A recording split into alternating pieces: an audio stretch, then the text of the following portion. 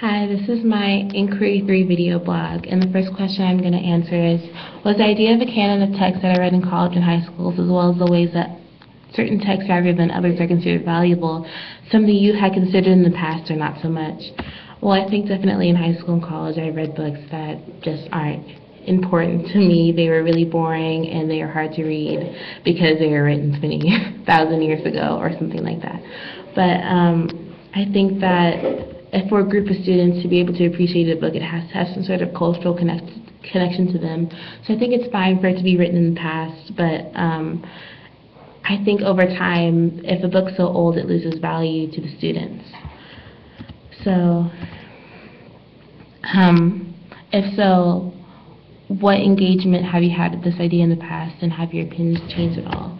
Well, I think that it's necessary to have newer books. In my opinion, before was that we need to have all newer books, but now I think that older books and newer books can have a place together in the canon. I think that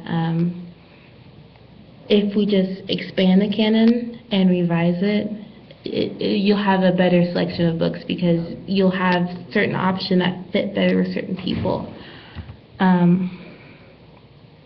If not, why do you think you had thought so much about, why I hadn't thought about this so much before? I just don't think I thought about it because at the time in high school I was reading the books to get the grade, and it didn't really matter to me if I enjoyed them or not. But I think it's important now that you enjoy the books that you read because they'll leave like a certain marker on you and they'll help you move on in your life because they're important that way. And what is it about canons that make them seem invisible or taken for granted? I don't think canons are invisible or taken for granted. I think that they're just something that's there, and they, no one ever questions them, I suppose. So maybe they are taken for granted that way, but I don't think they're invisible. There's obviously a list that people people use.